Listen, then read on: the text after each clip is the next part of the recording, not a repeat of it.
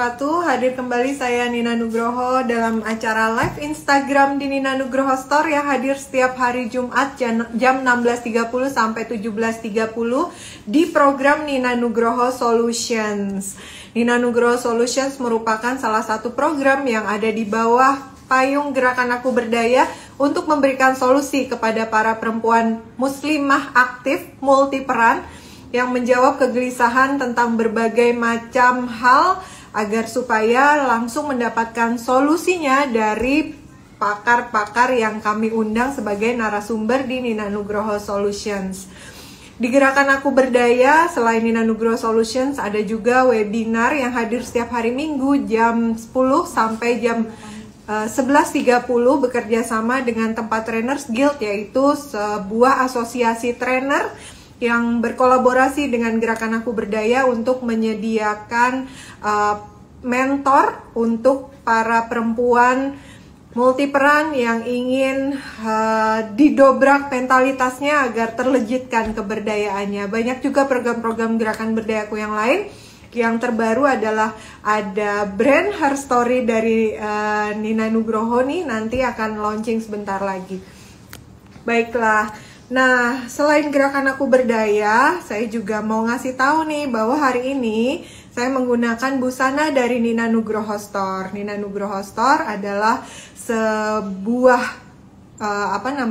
nama Instagramnya Nina Nugroho Store, tapi brandnya sendiri adalah Nina Nugroho, sebuah brand yang mengkhususkan diri untuk profesional muslimah agar dapat para profesional muslimah mendapatkan busana-busana kerja, mendapatkan inspirasi dan juga mendapatkan pencerahan agar supaya pas mau ke kantor nggak bingung-bingung lagi pakai busana kerja apa, bagaimana padu padannya, karena semuanya ada di Nina Nugroho Store.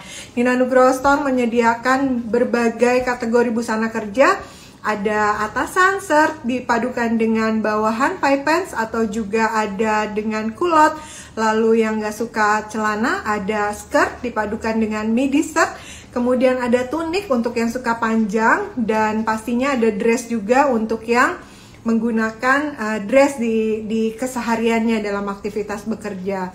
Selain Nina Nugroho Store, ada juga Essensia by Nina Nugroho yang menyediakan busana selain bekerja. Lengkap banget kan di Nina Nugroho Store. Ada hijab juga seperti yang saya pakai sore hari ini. Ini monogram terbaru warnanya dari Nina Nugroho Store, dan juga ada bros yang saya pakai juga dari Nina Nugroho Store. Keistimewaan Nina Nugroho Store, kita menggunakan desain-desain dengan pendekatan psychological fashion yang pastinya membuat para profesional muslimah merasa semakin percaya diri dan selalu ingin berkarya untuk kemudian berdaya pastinya. Oke, nggak lama-lama lagi saya akan langsung memberikan informasi bahwa sore hari ini kita sudah masuk episode ke-121. Para NN profesional semua akan menghadirkan seorang narasumber yang keren luar biasa yang nanti akan ngobrol-ngobrol bersama kita. Nah, sebelumnya saya akan ngasih tahu tema sore hari ini adalah dari kampus berdaya menjadi entrepreneur. Dengan siapa saya ngobrol nanti? Dengan Dr. Tipri Roskartika SEMM atau biasa dipanggil dengan Ibu Ocha. Nanti kita akan ngobrol dengan beliau. Beliau aktivitasnya saat ini adalah Direktur Politeknik Negeri Media Kreatif atau Polimedia. Nanti saya akan pin tema sore hari ini di komen. Silakan yang bingung-bingung sore hari ini kita ngomongin apa sih, silakan lihat di pin dari komen yang akan saya share. Jangan lupa juga silakan bertanya seputar tema, karena pertanyaan yang terbaik nanti akan mendapatkan hadiah dari Nina Nugroho Store. Baiklah, saya kembali ke narasumber kita sore hari ini, Dr. Tipri Roskartika SEMM atau Ibu Ocha. Beliau pendidikannya dahulu S1-nya Sarjana Ekonomi, jurusan Manajemen, Sekolah Tinggi Ilmu Keuangan dan Perbankan Indonesia. S2-nya Magister Manajemen, Program Studi Manajemen, Institut Pertanian Bogor. S3-nya Doktor Manajemen Bisnis, Institut Pertanian Bogor. Pengalamannya beliau dari 2009 sampai dengan sekarang adalah Ketua Tim Dosen Kewirausahaan Ketua Tim Divisi Pendidikan dan Pelatihan Inkubator Bisnis Polimedia 2015 sampai 2018. Kemudian Kepala Pusat Peningkatan dan Pengembangan Aktivitas Instruksional P3AI 2014 sampai 2017. Ketua Satuan Pengawas Internal 2018 sampai 2020. Reviewer Proposal dan Laporan Penelitian Dosen 2015 sampai sekarang. Reviewer Proposal dan Laporan Kegiatan Pengabdian Masyarakat 2015 sampai dengan sekarang. Keren sekali ya. Oke, sebelum saya mengundang narasumber kita yang luar biasa di sore hari ini, izinkan saya ngepin untuk tema sore hari ini, yaitu dari Kampus Berdaya. Dari Kampus Berdaya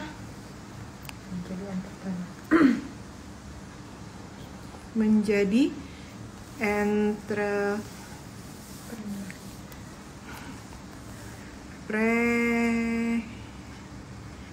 Oke. Baik, silakan ya. Ini sudah saya pin temanya. Semoga Mbak semua selalu dalam keadaan sehat walafiat dan selalu dalam perlindungan Allah Subhanahu wa taala, sehingga kita bisa belajar bersama-sama nih di live Instagram sore hari ini. Oke, saya akan undang narasumber kita ya, Ibu, sama saya sore hari ini.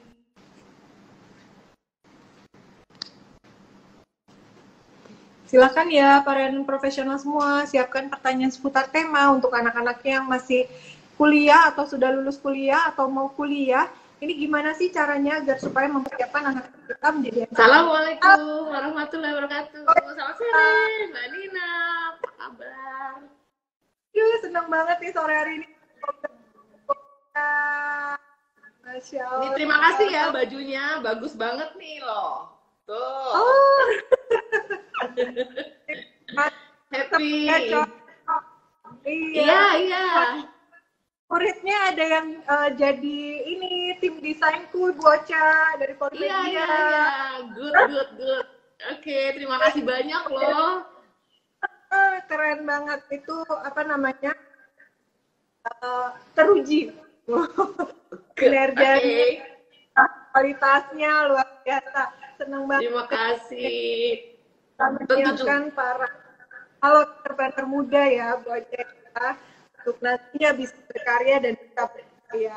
Silakan Bu Ocha, sebelum kita barangkali mau di rumah. Oke, halo viewer, selamat sore. Nih, saya sore ini bersama Bu Nina Nugroho untuk akan berbincang-bincang ya, mungkin ya, mengenai bagaimana dari kampus tuh berdaya menjadi entrepreneur. Tadi Bu Nina juga udah sebutkan bahwa ternyata potensi-potensi mahasiswa-mahasiswa kita itu nggak kalah kalau misalnya memang diberikan kesempatan untuk bisa membuat berkreasi untuk menjadikan suatu hobi, passionnya itu menjadi nyata. Nah, khususnya tadi Bu Nina udah katakan, memang mahasiswa-mahasiswa kita tuh banyak banget kreativitasnya. Jadi no boundaries about the creativity. Jadi mereka tuh asik dengan hobinya seperti itu. Terima kasih juga nih Bu Nina, Mbak Nina tadi kayaknya dipanggilnya Mbak Nina ya, biar kelihatan lebih muda ya. Memang harus selalu muda ya. Iya, nanti lama-lama aku manggil Bu Ocha Kakak Ocha ini. Enggak lah, sama-sama aja. Mbak Nina. Oke, gimana Mbak Nina? Iya, sebelum membahas mengenai bagaimana kampus melahirkan entrepreneur yang berdaya, Ibu Ocha pengen tanya, kalau menurut Ibu Ocha itu makna keberdayaan ini boleh dikaitkan dengan tema kita sore hari ini, Bu Ocha? Jadi berdaya itu kan, keberdayaan itu kan dari kata berdaya ya. Jadi maknanya adalah memiliki kemampuan. Jadi kalau kita berbicara tentang berdaya, artinya kemampuan untuk menghasilkan sesuatu. Nah, pendidikan tinggi itu pada dasarnya adalah menjadikan anak didik kita menjadi lebih berdaya, lebih bisa membuat sesuatu. seperti itu. Nah, tentu saja menghasilkan sesuatu yang produktif untuk kemajuan kehidupannya. Paling tidak dengan kemampuannya, dengan kemampuan menghasilkan sesuatu itu, dia bisa memenuhi kebutuhan sendiri, seperti itu. Nah, pendidikan tinggi itu juga tadi saya bilang secara rinci, secara spesifiknya itu memberdayakan anak didiknya tentu saja sesuai dengan kemampuannya. Artinya kalau misalnya dia hobi atau passionnya di mode, ya kita fasilitasi dengan dia segala sesuatu yang berkaitan dengan mode. Kemudian kurikulumnya, metode pembelajarannya juga mensupport itu. Jadi berdaya itu ya memiliki kemampuan untuk menghasilkan sesuatu untuk yang paling tidak bisa memenuhi kebutuhan diri sendiri. Kalau syukur-syukur bisa memenuhi kebutuhan orang banyak nih, seperti Mbak Nina Nugroho. Tuh, Masya Allah. Keren banget ini. Bisa membuat sesuatu yang produktif untuk kemajuan kehidupannya yang bisa Tuhannya sendiri, syukur-syukur kebutuhan orang lain. Keren sekali. Itu makna keberdayaan manusia. Nah, masuk ke bicara tentang kampus berdaya sebagai entrepreneur nih, Bu. Berapa banyak nih entrepreneur yang ada di media kira-kira, Bu Ocha? Oke. Di Polimedia, kurikulumnya itu memang mengharuskan mahasiswa-mahasiswa itu belajar entrepreneur, belajar wirausaha. Karena kami merasa bahwa di luar sana, vokasi itu masih menganggap bahwa nanti lulusannya hanya menjadi tukang, nanti lulusannya hanya belajar di bengkel, seperti itu. Padahal sebenarnya peluang untuk menjadi entrepreneur besar sekali. Jadi kami membuat kurikulum entrepreneur di Polimedia ini ada 2, Mbak Nina. Jadi yang pertama adalah semester 3, mereka diberikan yang namanya Introduction Entrepreneur, tentang pemahaman apa itu entrepreneur, karena kalau mereka nggak tahu, maka nggak sayang, maka dia nggak bisa mendalami apa itu entrepreneur.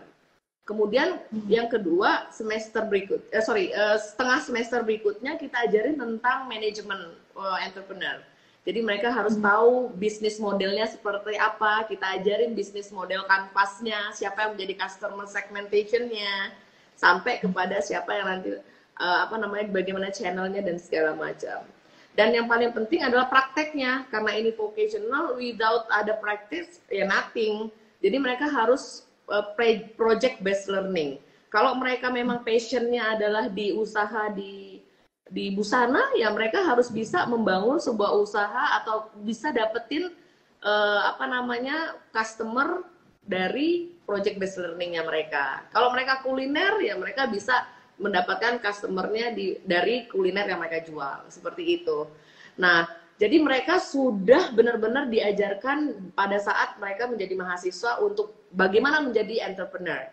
Masalahnya nanti mau mereka mau continuous atau tidak, kan life is a choice ya, hidup tuh pilihan. Kadang-kadang ada disuruh orang tuanya nikah, ada disuruh orang tuanya melanjutkan sekolah. Nah, menurut data tracer study kami nih, Mbak Nina, yang menjadi entrepreneur semakin lama itu semakin meningkat. Jadi tahun 2020 itu dari 6%, 6% dari 2020, 2021 ini naik menjadi 11,1%, seperti itu.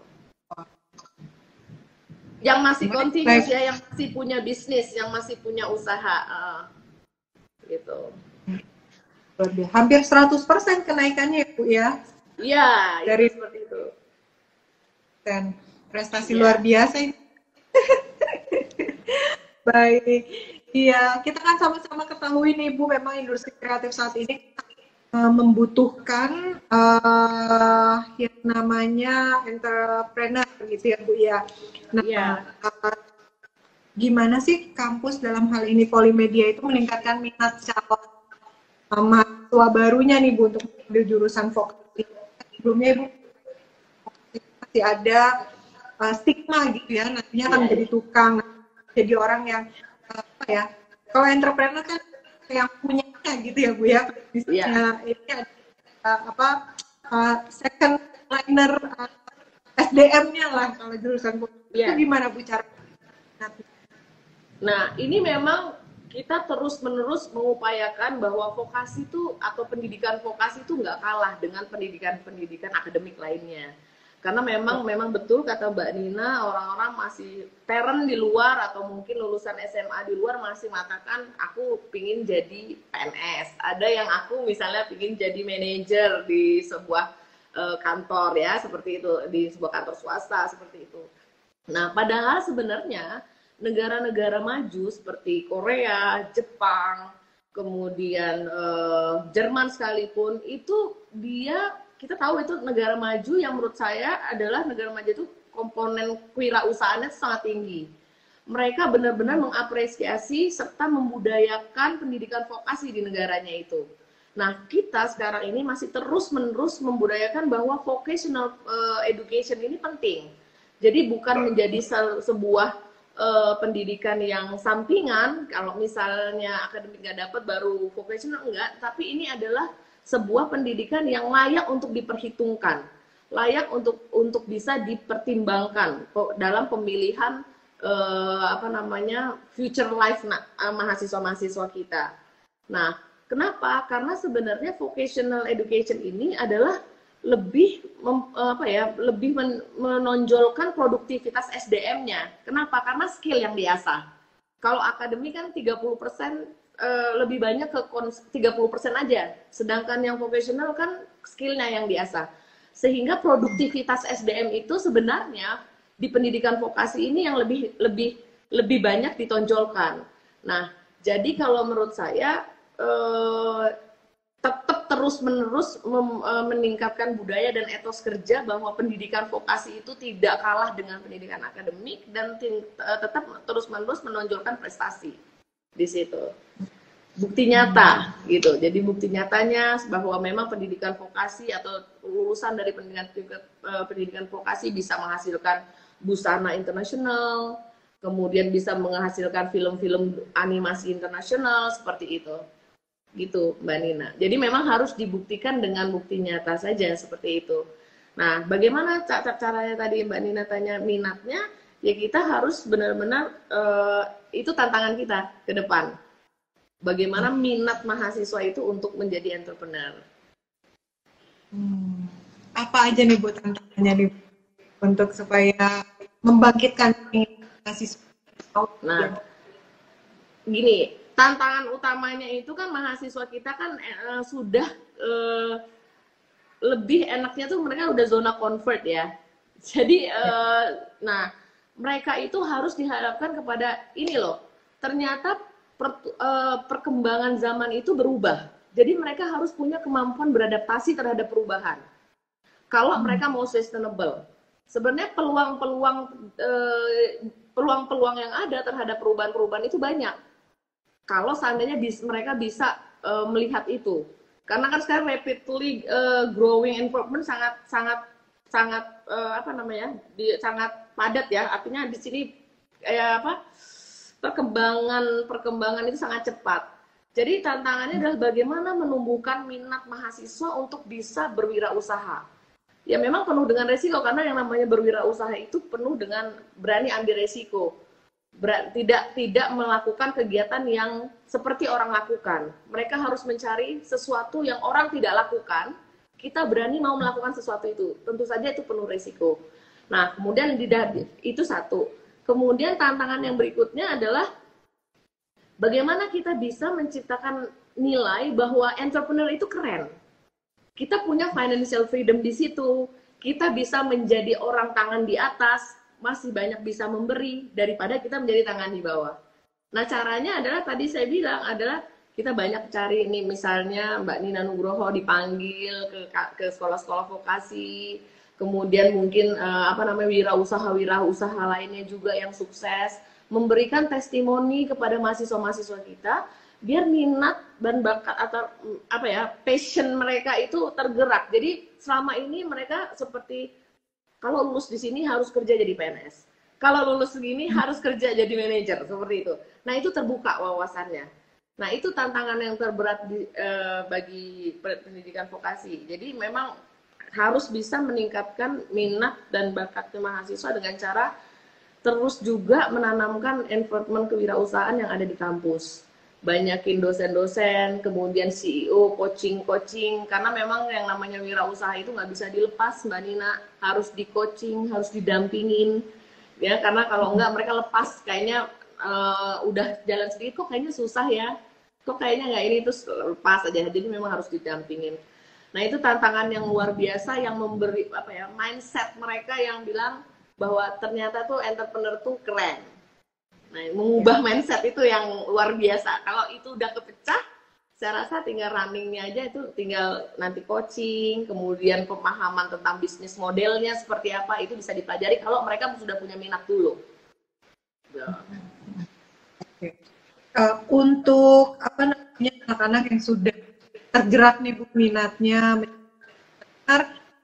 disediakan environment-nya oleh Polimedia gitu ya, kira-kira apa saja Bu yang dilakukan oleh Polimedia sebagai bentuk dukungan dari tuanya gitu yang sudah tertarik di entrepreneur? Oke. Jadi memang di Polimedia beberapa kemarin kita bikin modul-modul entrepreneur yang mudah diakses oleh mahasiswa-mahasiswa kita. Kemudian kita juga memberikan yang namanya program bantuan hibah, Mbak Nina, untuk mahasiswa-mahasiswa kita yang punya ide-ide bisnis, tapi mereka mau jalankannya nggak ada modal. Jadi kita ada program mahasiswa wirausaha namanya, yang memberikan modal kepada mahasiswa-mahasiswa kita untuk dia running bisnisnya. Mereka coba dulu, mereka coba bikin produknya, mereka coba nanti promosi, bikin dummy produk dan segala macam. Nah itu. Kemudian setelah itu kita juga usaha-usaha mahasiswa yang kita berikan dana tersebut, kita dampingin oleh para mentor-mentor dari dosen-dosen kewirausahaan dan dari coaching yang kita kerjasama dengan CEO Indonesia di situ. Nah itu yang kita berikan. Nah kemudian setelah itu juga kita ikut sertakan juga mahasiswa-mahasiswa kita untuk mengikuti hibah-hibah dari kementerian nih Mbak Nina. Hibah-hibah dari kementerian itu yang bisa mengasah mereka untuk melancarkan menjalankan usahanya, workshop, kemudian pemahaman tentang financial report, kemudian pemahaman tentang bisnis model mereka. Kadang-kadang mahasiswa kita nih Mbak Nina, pinter kreativitas membuat produknya nih, tapi dia bingung nih siapa yang akan dituju, siapa yang menjadi customer segmentasinya. Mereka cuma Bu, saya tuh punya ide, pengen buat baju gini. Kemudian latar belakangnya mungkin dari suku Nias, atau kadang-kadang mahasiswa di mode itu bikin baju kan pasti ada backgroundnya ya, filosofinya kenapa bajunya seperti itu, misalnya dari pepohonan di hutan apa, segala macam. Tapi dia bingung, harganya jualnya berapa, kemudian untuk siapa customernya, gimana promosiinnya, gimana pemasaran. Nah, itu kita dampingin sampai di situ. Jadi mahasiswa-mahasiswa kita selain pendampingan modal, kita juga pendampingan dari sisi menjalankan usahanya. Itu yang kita sudah lakukan di Polimedia. CEO Indonesia ya? Iya. Kebetulan kerjasama sama kementerian tuh. Jadinya memang diminta tanggung jawab untuk bagaimana meningkatkan kewirausahaan mahasiswa tuh Mbak Nina, karena kita tahu kan tadi penting, memang negara maju ya harus banyak entrepreneurnya gitu. Betul. Mbak Nina masuk di CEO Indonesia? Belum Ibu. Oh belum. Iya, soalnya nanti bisa jadi mentor juga nih. Bismillah. Oh ya. Oke. Aku berdaya ya. Apa namanya, di acara-acara bersinggungan dengan beliau, dengan Patricia, kolaborasi sama. Oke. Iya. Nah, Bu, satu lagi pertanyaan dari sebelum izin membaca kanal yang sudah dari tadi udah lumayan banyak. Ini pertanyaannya di kolom komentar. Keahlian dan keterampilan kerja apa sekarang nih sesuai untuk generasi milenial supaya mereka punya bekal untuk menjadi seorang entrepreneur dan Oke, kalau menurut saya yang sekarang paling penting untuk milenial itu adalah keahlian untuk beradaptasi. ya. Generasi sekarang tuh perlu lebih banyak adjustment terhadap perubahan dan perkembangan yang sangat cepat, ya kan? Khususnya pasti dalam kewirausahaan. Karena dengan kemampuan beradaptasi yang baik, para milenial itu juga dapat melihat peluang-peluang yang ada di tengah dari environment yang lagi growing, yang sangat padat, yang lagi pada berkembang ini. Jadi menurut saya itu yang pertama. Yang kedua adalah growth mindset. Jadi saya rasa milenial itu jangan terpaku pada sesuatu yang aman aja. Tapi baiknya mereka bisa keluar dari zona comfort. Nah, itu yang harus tahu, dan saya harus berbuat apa untuk berkembang, dan harus bagaimana. Jadi mindsetnya tuh jangan, udah saya udah dapet ini, ya udah gitu, seperti itu. Nah, di samping memang keterampilan atau skill-skill bisnis yang memang harus mereka pahami tentang bisnis model. Karena kalau mereka membangun sebuah usaha, mereka harus know about the business model. Tadi yang saya bilang tadi, mulai dari siapa customer-nya, apa yang menjadi value proposition-nya, bagaimana dia menyampaikan produk itu kepada customer, bagaimana membuat customer satisfaction, relationship-nya seperti apa, revenue-nya dapatnya dari mana, siapa partnernya, aktivitas bisnisnya apa saja, kemudian apa saja resources yang dia butuhkan, dan biaya-biaya apa saja yang mereka butuhkan untuk dia bangun bisnis. Saya rasa itu, tapi yang pertama mereka harus mampu beradaptasi dulu. Kalau without itu ya mereka nggak bisa mengambil peluang-peluang yang ada di rapidly growing environment ini, gitu Mbak Nina. Ya Bu ya. Iya.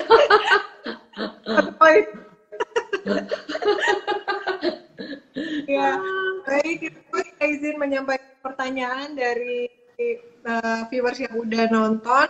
Yang pertama, Bu Ocha, kalau lulusan Polimedia, apakah lebih banyak yang jadi entrepreneur atau jadi karyawan ya Bu? Ya. Oke. Sekarang menurut data Tracer Sadi memang masih banyak yang bekerja. Tadi saya bilang dari data saya itu yang entrepreneur tuh masih 6% sampai 11% ya sekarang. Yang bekerja masih 67 sampai 73%. Itu meningkat. Yang lainnya adalah melanjutkan sekolah sama karena alasan lain, mungkin menikah atau seperti apa gitu. Jadi memang sekarang masih banyak yang masih bekerja, lebih banyak dominan dibanding menjadi entrepreneur. Nah, tapi insya Allah saya sih sangat yakin ya tadi, karena memang entrepreneur tuh memang yang tadi saya bilang, menjadi tangan di atas, dan menjadi tangan di atas itu lebih mulia dari tangan yang di bawah. Lebih baik kita banyak memberi gitu kan ya. Menurut saya itu perlu digembar-gemborkan gitu loh Mbak Nina. Jadi kita banyak bantu orang, kita banyak buat orang happy, kan happy hidup kita gitu, seperti itu. Nah itu hanya bisa jadi entrepreneur, nggak bisa kalau jadi pegawai itu. Iya, mungkin apa dikobarkan semangat kolaborasinya supaya antar satu mahasiswa dan mahasiswa lain ini kan kemampuannya berbeda-beda, supaya bisa betul. Aku bisa jualan, aku bisa ini, akhirnya mereka gabung bersama. Seru banget tuh, punya pengalaman biasa sejak awal tentang berkolaborasi.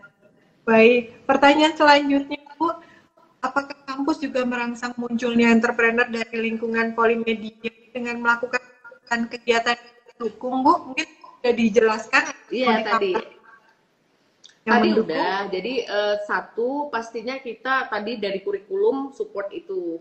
Memang mereka mengharuskan mau nggak mau harus dapat kewirausahaan dan menjalankan usaha itu. Jadi mereka di semester 3 udah tahu tentang entrepreneur apa, bikin bisnis modelnya seperti apa, mereka lakukan. Jadi mereka nggak hanya sebacar bikin, tapi mereka lakukan. Sehingga mereka tahu apa yang menjadi kesulitan. Oh ternyata berwirausaha itu sulitnya tuh untuk meyakinkan orang untuk buying jasa kita kalau mereka mau jasa. Gimana meyakinkan orang untuk ini produk kita lebih baik daripada yang ada misalnya itu, atau lebih cheaper. Tapi ternyata customer nggak hanya cheaper aja yang dilihat kan, tapi kualitas juga ada, tergantung siapa yang menjadi segmentasi customernya. Nah kemudian itu tadi saya ada program pendanaan yang internal dari Polimedia, yang program program wirausaha mahasiswa. Kemudian bisa juga tadi dari mengikut sertakan program-program hibah ya dari kementerian seperti itu. Iya. Itu Mbak Nina. Iya, kegiatan yang mendukung ya. Kemudian Bu, pertanyaan lagi, kampus kepada siswa untuk jadi entrepreneur. Sekarang anak-anak milenial maunya instan katanya nih Bu. Iya betul. Iya. Gimana Bu? Ini putus-putus tadi Mbak Nina, gimana Mbak Nina? Support kampus anak-anak tuh kan mau jadi entrepreneur, tapi mereka nggak mau melewati fase-fasenya gitu mungkin ya kadang-kadang. Jadi maunya tuh serba instan, mau serba langsung punya duit, mau serba langsung dapat keuntungan, sedangkan jadi entrepreneur kan long journey gitu ya Bu. Iya oke. Tentang itu. Ya itu tadi saya bilang, jadi kita kasih kan yang namanya bisnis itu kan pinginnya kan yang namanya entrepreneur build a business itu kan nggak short term, pinginnya kan long term. Terus kemudian juga nggak kepingin cuman punya ide sekarang terus dijual. Bu, saya nggak perlu belajar entrepreneur, saya sekarang punya ide bikin apa kemudian langsung aku terjual. Tapi pertanyaannya adalah apakah orang akan rebuying produknya, kan belum tentu. Nah, jadi artinya tetap aja mahasiswa kita atau anak didik kita tetap diajarin bisnis yang benar seperti apa, atau usaha entrepreneur yang benar itu seperti apa. Karena fokus dari usaha itu kan sebenarnya adalah bangun branding yang pertamanya adalah belajar terus mengenai bagaimana meningkatkan kepuasan customer. Kan gitu. Karena yang namanya wirausaha without customer ya nothing. Karena kita depend on customer. Jadi kita harus terus meningkatkan bagaimana kepuasan pelanggan. Nah kalau yang instan itu mungkin di short term oke, tetapi di long term saya nggak tahu bisnisnya tuh nanti bisa lanjut atau tidak. Jadi memang semua perlu proses, nggak bisa instan kayak mie Indomie gitu loh, gitu ya. Ya tapi seperti Indomie aja misalnya, mie instan aja ya kan, kalau makan cepet aja atau makan dalam waktu yang cepet aja enak ya, tapi kan kalau lama-lama jadi mungkin nggak baik juga untuk kesehatan. Sama aja bisnis juga seperti itu, jadi memang harus direncanakan biar bisnis tuh settle, biar bisnis tuh punya reputasi yang baik, branding, kemudian semakin banyak pelanggannya, loyal customer seperti apa. Nah itu butuh proses, nggak bisa kalau nggak butuh proses. Nah itu yang perlu ditanamkan sama mahasiswa. Yang paling penting juga keteguhan dan keyakinan bahwa yang dia jalankan itu benar-benar akan membawa dampak kepada kehidupan pribadinya dan orang-orang sekitarnya. Menurut saya sih itu. Pengalaman itu yang kemudian membuat mahasiswa jadi belajar ya Bu. Aku mentoknya sebenarnya di mana sih, fase mana untuk jadi wirausaha, untuk jadi entrepreneur. Ini kan dia lebih bisa tahu plus minusnya sebagai orang entrepreneur di mana, plusnya optimasi yang kolaborasi mungkin ya. Iya betul Mbak Nina. Baik Bu, pertanyaan lagi Selin.nf, praktik atau teori penting mana yang harus lebih dahulu dikuasai untuk mulai jadi entrepreneur, lalu bagi seorang mahasiswa untuk mulai jadi entrepreneur, praktik dulu atau teori dulu harus dikuasai oleh mahasiswa? Ya, kalau makanya di dalam kurikulum selalu dia tuh prakteknya di belakang. Kalau di kurikulum ya, dia harus ada theoretical about the praktek yang mau dia jalankan. Karena kalau nggak ada guidance-nya, itu bisa salah arah tuh. Jadi tetap harus belajar theoretical dulu tentang bisnis modelnya seperti apa. Kemudian setelah dia udah belajar teori aja, kemudian dia praktekkan bisa melenceng, apalagi nggak belajar kan seperti itu. Jadi kalau misalnya mau benar-benar entrepreneur, the real entrepreneur, itu adalah belajar dulu, pahami dulu apa itu entrepreneur, gimana bisnis modelnya, baru jalan. Karena kebanyakan juga nih Mbak Nina, kalau pas udah sharing sama CEO nih ya, kadang-kadang mahasiswa kita tuh praktek aja dulu. Yang tadi saya bilang, praktek dulu, toh dapetin hasil, tapi nanti udah bulan ke-1, udah mulai nggak ada lagi nih. Nggak ada yang rebuying, nggak ada segala macam. Karena dia nggak jelas.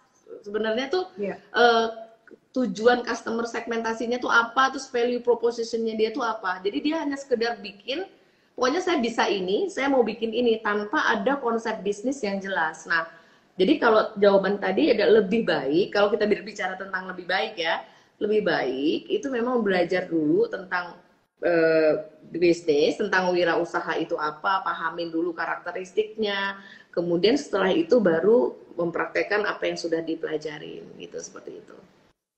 Ibaratnya apa namanya, teori itu petanya ya untuk Iya betul, guidance-nya, supaya iya guidance-nya betul. baik. Pertanyaan selanjutnya Bu dari ILRHS, bagaimana cara menanamkan jiwa entrepreneur kepada mahasiswa katanya Bu. Tadi sudah juga ya Bu ya, Iya, menciptakan kampus dan lain sebagainya. Saya izin ke pertanyaan selanjutnya Bu, atau Ibu ada yang kan udah untuk cukup. menanam ya. Nah, dari Darah Hadijah nih Bu bertanya Bu Ocha, setiap mahasiswa Polimedia telah disiapkan untuk tapi terhalang oleh kebetulan mulainya karena terasa sulit. Berarti ke karakternya selain pembekalan ilmu untuk ada juga pembekalan kualitas gitu untuk menjadi seorang, karena seorang entrepreneur kan perlu punya daya juang yang tiada henti itu Bu. Ya oke. Jadi memang kita tuh sebenarnya di pendidikan kewirausahaan di vokasional ini di Polimedia itu ngajarin nggak hanya theoretical teknis aja nih Mbak Nina sama teman-teman semua di sini, viewers semua. Jadi di situ kita ajarkan memang kalau seorang entrepreneur itu harus ada memiliki 4. Yang pertama kemampuan. Kemampuan itu emang dasarnya adalah intellectual quotient dan skill. Karena bagaimana kita bisa baca peluang, bagaimana nanti kita bisa membuat, bagaimana kita bisa memasarkan, itu kan harus punya ilmu pengetahuan dan skill. Nah, tapi yang kedua, yang gak kalah pentingnya lagi, kita punya yang namanya tuh keberanian.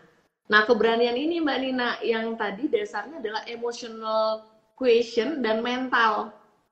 Ya, emotional quotient dan mental. Jadi, bagaimana dia itu berani ambil risiko, keluar dari zona nyaman, kemudian berani menciptakan hal-hal yang baru, gitu ya. Jadi seperti itu. Dan terus yang ketiga itu harus punya keyakinan. Memang mahasiswa kita harus benar-benar kita yakinkan bahwa entrepreneur itu adalah keren dan menjadi entrepreneur itu adalah mulia, seperti itu. Jadi seperti self-fulfilling prophecy gitu. Jadi apa yang kita yakinin, maka dia akan terjadi seperti apa yang kita yakinin. Seperti itu. Yang keempat, bahwa kita memang harus punya kreativitas. Seperti Mbak Nina Nugroho selalu kreativitas dalam busana muslimnya. Tadi saya dengar dengan hijabnya, yang model terbaru. Kemudian juga ada make up dan segala macam. Itu kan bentuk dari kreativitas. Jadi entrepreneur memang harus ada kreativitas di situ. Jadi waktu pembelajaran di theoretical itu tidak hanya teori-teori bisnis plan itu seperti ini, bisnis model itu seperti ini, tidak. Tetapi kita karakter atau soft skill-nya kita ajarkan.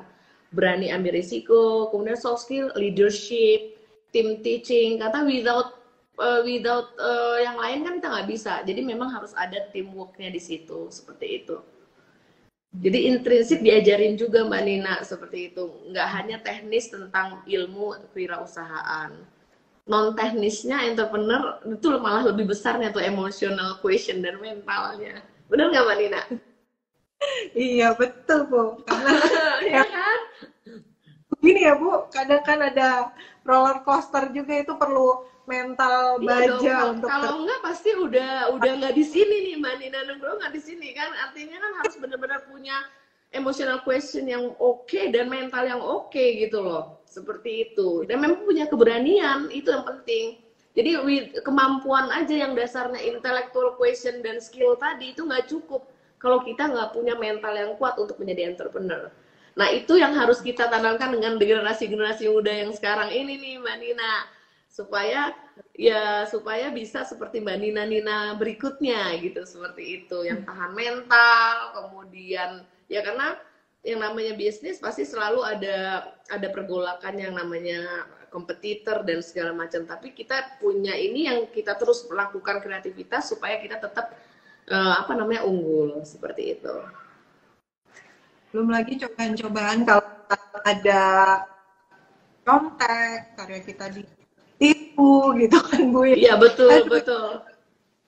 biasa. Rasanya kalau kita udah berusaha maksimal menghasilkan sebuah karya, terus belum juga lama tuh sudah ditiru, tiruannya udah lebih punya apa ya, hati gitu kan di mata customer itu, pukulan Sedih ya, luar banget biasa untuk ya, makanya. kita. Makanya itu Mudah-mudahan mentalnya luar tetap biasa. luar biasa dan punya daya juang yang tinggi untuk selalu berkarya. Iya, betul. Amin. Dan karena Mbak Nina pasti didasari oleh keyakinan bahwa kalau di mana ada keyakinan ya berhasil, pasti benar ya, insya Allah. Itu aja sih. Iya. Kalau kalau aku lagi ngobrol sama mahasiswa gitu ya Bu ya, kasih pembekalan, aku sering juga Bu tambahkan sedikit bahwa untuk berusaha kita harus punya satu mimpi besar gitu di ujungnya nanti mau jadi seperti apa. Karena kadang motivasinya kan naik tuh, seringkali kita kalau udah terbentur berbagai masalah, apalagi berlayer-layer, katanya udah mau ditinggalin aja. Iya tadi. Nah, makanya tuh Mbak Nina perlu coaching, sebenarnya perlu pendamping. Mbak Nina Ya, mungkin ada pendamping spesialnya nih yang mendampingi Mbak Nina di kala-kala seperti itu untuk sharing dan segala macam. Apalagi mahasiswa, karena mahasiswa itu ya saya rasa mungkin sorry ya, entrepreneur besar juga saya rasa pasti perlu ada coachnya dia, ada pendamping untuk bisa kasih saran dan segala macam. Nah, apalagi mahasiswa nih. Jadi supaya mereka tuh tetap tidak patah semangat bahwa ini adalah awal dari keberhasilan, dan kalau seandainya dia ada yang kerikil-kerikil itu ya itu dijalanin aja. 4D Mbak Nina, kalau saya sih prinsipnya 4D. Yang pertama diniatin aja, yang kedua dijalankan sungguh-sungguh, yang ketiga dinikmati saja prosesnya, dan yang keempat disyukurin apapun hasilnya. Udah gitu aja. Entrepreneur gitu. pada tepuk tangan nih Bu. Iya. 4D, diniatin aja, dijalankan, dinikmati prosesnya, disyukuri apapun hasilnya. Iya. Kadang kan pas yang ketiga dinikmatin prosesnya, kadang-kadang nggak sesuai dengan apa yang kita inginkan. Kadang-kadang ya orang nggak suka dan segala macam. Ya nggak apa-apa, yang penting niat kita baik, dijalankan sungguh-sungguh, nikmatin saja prosesnya, dan apapun kita syukurin hasilnya, disyukuri hasilnya. Udah. Keren, siap. Pertanyaan Ibu nih udah makin pasti dari _Prisbowo. Bu, aku advokasi selain memiliki skill, tapi juga memiliki karakter, akhlak, dan perilaku mulia. Iya, memang harus itu nggak boleh dihilangkan. Kalau seperti itu apapun, kalau misalnya kita menjalankan apapun, menurut saya tetap harus punya akhlak. Artinya kalau nanti berbisnis atau berwirausaha harus sesuai dengan norma-norma kebaikan, harus sesuai dengan kaidah-kaidah kebaikan. Artinya mohon maaf misalnya tidak ada cheating, tidak ada menipu customer dan segala macam. Kenapa? Karena tadi saya bilang membangun bisnis itu kan bukan untuk short term. Membangun bisnis itu untuk long term. Nah, untuk menciptakan long term itu lebih baik kita mengutamakan kejujuran. Kan seperti itu apa adanya. Misalnya bahan bajunya adalah ini ya ini gitu misalnya, atau ingredients makanannya adalah ini ya ini, nggak usah ditambah-tambahin seperti itu. Jadi menurut saya karena customer sekarang atau konsumen sekarang kan semakin lama semakin pintar. Jadi nggak ada gunanya juga kita untuk membohong-bohongi customer. Jadi lebih baik kita apa adanya dan kita kasih tahu keunggulan-keunggulan produk kita segala macam. Nah, itulah kita seperti itu. Jadi itu bagian dari akhlak kali ya, bagian dari akhlak bahwa kita menjalankan usaha atau apapun yang kita kerjakan itu sesuai dengan nilai-nilai yang baik, nilai-nilai berakhlak baik, seperti itu. Betul, baik. Bu, izin pertanyaan selanjutnya. Fitra Pinandita. Mohon pencerahanmu untuk introduction to output yang paling sesuai bila pada berikutnya mahasiswa kemudian melangkah praktek langsung katanya. Sebenarnya kayak lagi ini nih. Ini maunya instan lagi nih Mbak Nina. Maunya instan lagi ya. Nggak mau belajar ya, nggak mau belajar gitu. Sebenarnya sih sebenarnya praktek langsung nggak salah juga sih Mbak Nina. Jadi tapi kan tadi seperti pengalaman atau menurut data-data yang ada di saya bahwa orang yang melakukan sebuah usaha tanpa ada bisnis konsep yang jelas, biasanya bisnisnya tuh nggak langgeng atau biasanya bisnisnya tuh nggak continuous gitu loh, nggak lama gitu. Jadi dia cuma short term aja, cuma jangka pendek.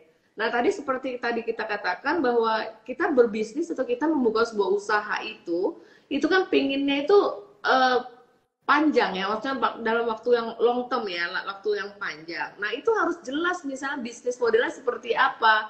Nah kalau mau praktek langsung kemudian ya nggak apa-apa juga, cuman memang tadi kan Mbak Nina tanya lebih baik yang mana. Lebih baik memang harus mempelajarin dulu teoretikalnya, bisnis modelnya seperti apa, baru jalankan. Jadi bukan menyalahin yang praktek langsung terus saya bisa kok Bu, nggak nyalahin itu, cuman memang berdasarkan data yang ada, praktek langsung itu biasanya keberlangsungan bisnisnya nggak terlalu lama seperti itu. Kenapa? Karena dia nggak kuat kayak tonggaknya ya, model bisnisnya seperti itu. Nggak jelas siapa yang mau yang dituju siapa, apa menjadi keunikannya nggak jelas seperti itu. Gitu. Baik. Pertanyaan lagi Bu dari katanya ingin bertanya di media di pemimpinan itu dengan slogan Polimedia Bangga katanya. Boleh dijelaskan apa maksudnya? Aduh, maaf Mbak Nina. Jadi Polimedia Bangga tuh sebenarnya singkatan sih Mbak Nina, bangga. Yang pertama itu adalah membangun gagasan. Jadi membangun gagasan ya, bangga. Jadi saya merasa bahwa semua orang-orang di Polimedia itu Mbak Nina, semua orang-orang yang punya pinter-pinter, yang punya skill yang tinggi, punya kemampuan yang sangat luar biasa, sehingga saya kepingin mendapat masukan dari semua sivitas akademika untuk menjadikan Polimedia ini baik, untuk menjadikan Polimedia ini unggul. Nah yang kedua tuh bangga yang kedua adalah pengembangan kelembagaan. Jadi pengembangan kelembagaan, bangga lagi. Jadi supaya lembaga ini unggul, apanya yang unggul semuanya nih Mbak Nina? Mahasiswanya unggul, punya kompetensi yang baik, kemudian fasilitasnya baik, sarana prasarannya baik, dosen-dosennya baik juga, seperti itu. Yang ketiga adalah bangkit penuh gairah. Bangkit penuh gairah, bangga juga, bangkit penuh gairah. Jadi Mbak Nina, kalau hidup kita itu penuh gairah atau penuh semangat, jadi kita menjalankan sesuatunya itu juga happy. Jadi kalau seandainya lembaga Polimedia ini hanya lembaga yang sebuah lembaga tetapi tidak membuat semangat, ya jangan seperti itu. Jadi kita tuh, saya pingin semua yang ada di Polimedia ini ke kampus ini dengan gairah, dengan semangat berkolaborasi, semangat saling mengisi. Tadi Mbak Nina bilang berkolaborasi itu lebih baik, seperti itu, saling mengisi dan tidak mengeliminasi. Yang keempat pasti berkembang sebagai keluarga, keluarga. Nah kita itu di sini saya rasa semuanya sebagai keluarga Polimedia yang benar-benar saling membantu. Yang namanya keluarga kan saling membantu nih Mbak Nina. Kalau ada yang lemah kita bantu, kalau ada yang susah kita bantu, kalau dia kalau yang maju ya kita support supaya lebih maju, kan seperti itu. Itu keluarga. Baru yang kelima, menyumbangkan tenaga kerja untuk Indonesia, untuk negara ini, seperti itu. Jadi itu Polimedia Bangga tuh maksudnya semua stakeholder tuh merasa bangga memiliki Polimedia, Mbak Nina. Gitu. Membangun gagasan, pengembangan berkembang sebagai keluarga, yang terakhir menjadi untuk Indonesia. Seperti itu ya Bu. Iya, betul. Izin saya sampaikan kembali nih Bu pada akhir sesi. Baik, kemudian masih ada pertanyaan.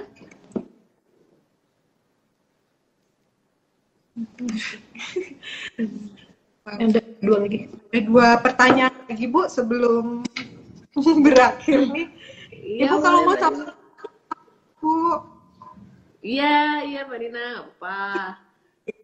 ini pertanyaannya terkait seorang wirausaha harus mau melewati roda di atas dan di bawah. Pendekatan yang paling ampuh seperti apa Bu?